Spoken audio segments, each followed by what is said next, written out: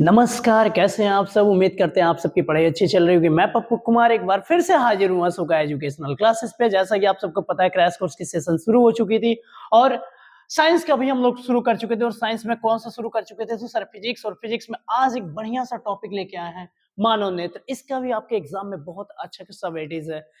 एक कल का हम लोग टॉपिक कर चुके हैं, इसके भी लगभग 50 क्वेश्चन करेंगे जिसके 25 क्वेश्चन आज आएँगे और 25 कल आएँगे, यानी 2 पार्ट बनेंगे।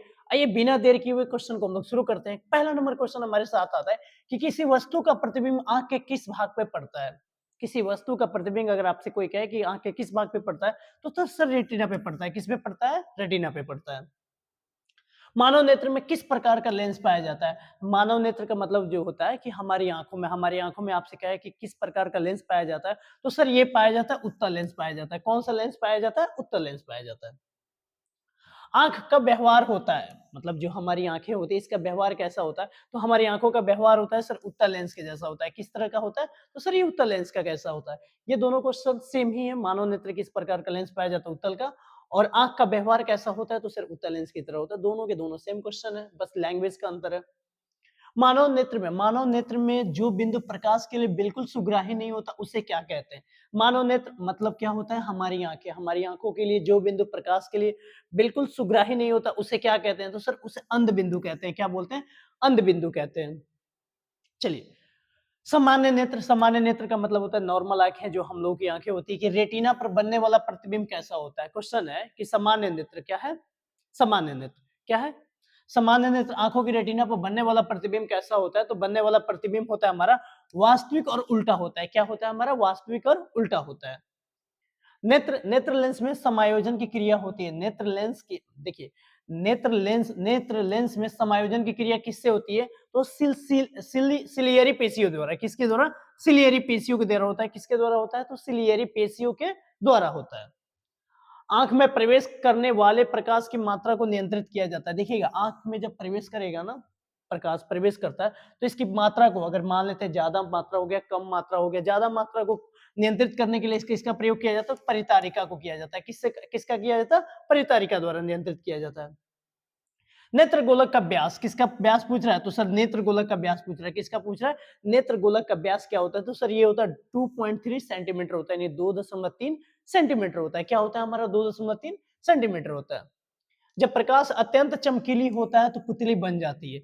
जब प्रकाश अत्यंत चमकीली होता है तो हमारी आंखों की जो पुतली होती है वो क्या हो जाती है? तो छोटी बन जाती है। क्या हो जाती है? छोटी बन जाती है। मंद प्रकाश में किसकी स्थिरता से पुतली पूर्ण रूप से फैल जाती है? क्वेश्चन है हमारा, मंद प्रकाश में किसकी स्थिरता से पुतली पूर्ण रूप से फैल जाती है? तो ये होता है हमारे परितारिका द्वारा। किसके द्वारा होता है? परितारिका। ये वाला वर्ड आप लोग बहुत याद रखिएगा, ये बहुत जगह आपको देखने को मिलेगा। और ये मान के चलिएगा कि हर टाइम एक नहीं होता है कि चलो ऑप्शन में ये है और कहीं लगाना हो, तो मेरा मानना है कि आप लोग ये परितारिका मार के आ जाइएगा, ठीक है? वैसे भी नहीं, अगर गलती से सही हो गया तो आपको 1 नंबर दे के चला जाएगा। पुतली के साइज को नियंत्रित करने वाला गहरा पेशीय डायफ्राम क्या कहलाता है? क्वेश्चन है हमारा कि पुतली के साइज को नियंत्रित करने वाला गहरा पेशीय डायफ्राम को कौन सा नियंत्रित करता है? क्या कहलाता है हमारा? बताइएगा एक बारी ऑप्शन में। कौन सा ऑप्शन होगा? परितारिका। क्या कहलाता है हमारा? परितारिका कहलाता है। कौन सा कहलाता है? तो परितारिका कहलाता है।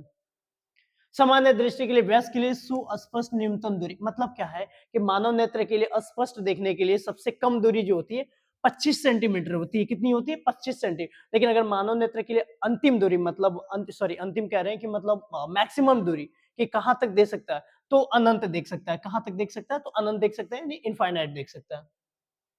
निम्नलिखित में से कौन नेत्र का रंगीन भाग होता है? सर जैसे ये क्वेश्चन आपसे पूछे ना कि कौन नेत्र का रंगीन भाग होता है, तो नेत्र का रंगीन भाग कौन सा होता है?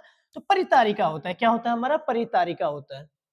चलिए, मानव नेत्र के लिए दृष्टि का अस्थायित्व होता है। मानव नेत्र के लिए दृष्टि का अस्थायित्व होता है, मतलब क्या होता है कि हमारी आंखों पे कोई चीज हम लोग देख लेते हैं तो हमारी आंखों पे 1/16 सेकंड तक वो फोटो उसका बना रहता है। अगर मान लेते हैं हमने अभी देखा और यहाँ कैमरे पे घुमाया, मतलब क्या हुआ कि 1 सेकंड का 1/16वां भाग तक वो मेरी आंखों पे बना रहता है। कितने भाग तक?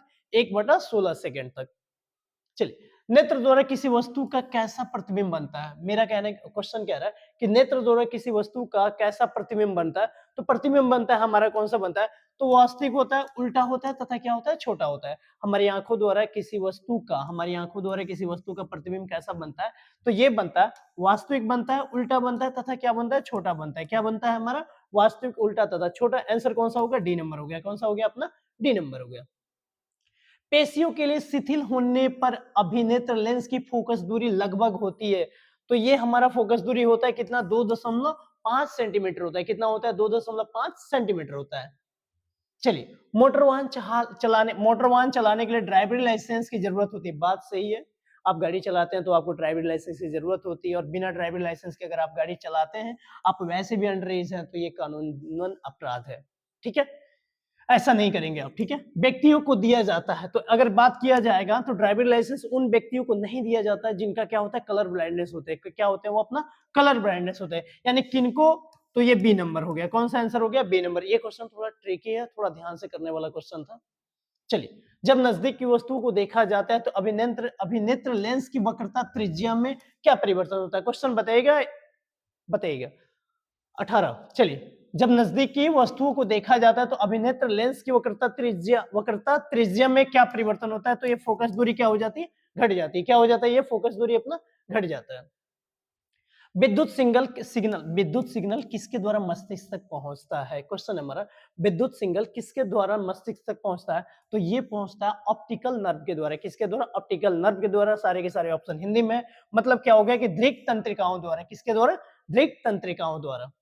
रेटिना पर किसी वस्तु का उल्टा वास्तविक प्रतिबिंब किसके द्वारा बनता है? क्वेश्चन है हमारा कि रेटिना पर किसी वस्तु का उल्टा वास्तविक प्रतिबिंब किसके द्वारा बनता है?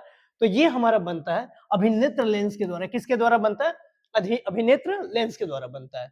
मानव की आंख में प्रवेश करने वाले प्रकाश की मात्रा को नियंत्रित किया जाता है। देखिए, मानव की आंख में प्रवेश करने वाले प्रकाश की मात्रा को नियंत्रित किया जाता है। ये हमारा किया जाता है, मानव की आंख क्या है क्वेश्चन? मानव की आंख में प्रवेश करने वाले मानव की आंख में प्रवेश करने वाले प्रकाश की मात्रा को नियंत्रित किया जाता है। बताइए जल्दी से आंसर। सही है, आप लोग सही बताए थे। डी नंबर क्या होगा? हाँ सही है, सही डी। अरे धीरे बोला कि परितारिका द्वारा। किसके द्वारा? परितारिका। मानव की आंख में प्रवेश करने वाले प्रकाश की मात्रा को नियंत्रित किया जाता है। किसके द्वारा किया जाता है? परितारिका द्वारा। किसके द्वारा किया जाता है? परितारिका द्वारा। आंख के लेंस की वक्रता त्रिज्या को नियंत्रित करता है। आंख के लेंस की जो वक्रता त्रिज्या को नियंत्रित करता है ना, तो वो पश्चमाभी मांसपेशियों द्वारा। किसके द्वारा होता है? तो ये पश्चमाभी मांसपेशियों द्वारा होता है। कैमरे का कौन सा भाग आंखों के रेटिना की तरह कार्य करता है? अगर बात करें ना कि कैमरे का कौन सा भाग आंख के रेटिना की तरह काम करता है? तो फिल्म करता है। कौन सा करता है? वो फिल्म करता है। एक स्वस्थ मानव के लिए निकटतम बिंदु की बात करें तो कितना?